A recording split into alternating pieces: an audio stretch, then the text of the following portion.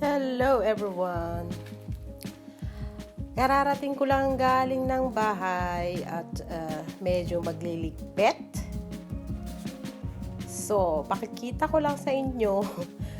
Buti na lang, meron ditong tinatawag na I don't know sa Tagalog, yung maghuhugas ng pinggan. Pakikita ko lang ngayon. And then, pag natapos siya, pakikita ko lang sa inyo kung malinis talaga. So, push ko na yung tray niya. No, marurumi yan. Lahat marurumi. Kita nyo? Oh, napakarumi, oh.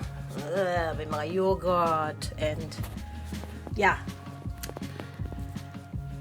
Kawali nakalagay din. So, papatayin ko. Lalagyan ko lang ng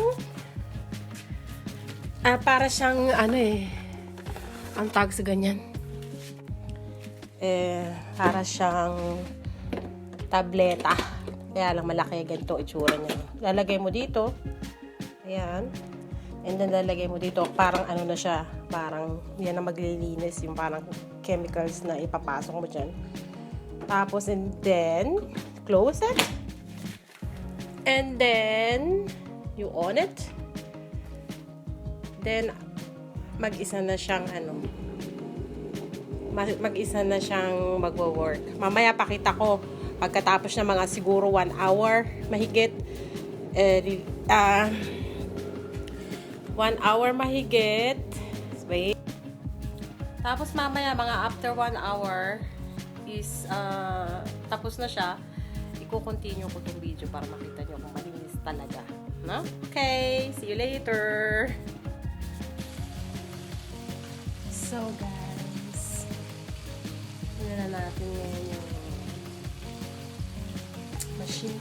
Malinis na yung mga plato. Okay.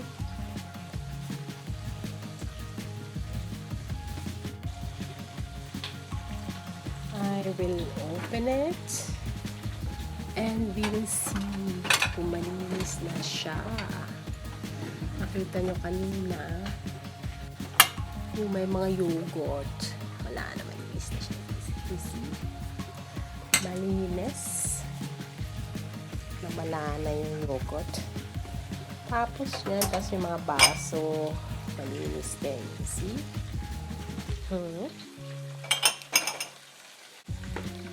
And then, mga plato. Malinis din.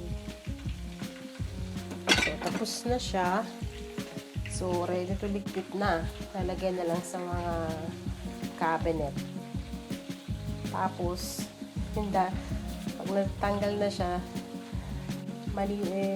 pag wala na siyang laman, isusunod naman yung ibang hugasan naman dyan. Kasi nagluluto ako ngayon ng fried chicken. Yeah. I'm cooking fried chicken. And then, I'm going to bed. Kasi bukas, maaga pa akong magigising. So, yun lang muna guys.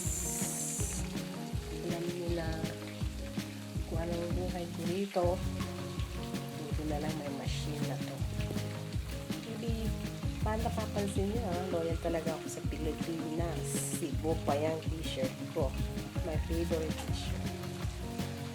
Okay, then have a nice day, Philippines. Good morning, Philippines.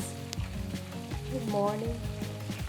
And I have to go to bed. Okay. After ligpitan. Bye-bye. See you later in the next video. Bye-bye.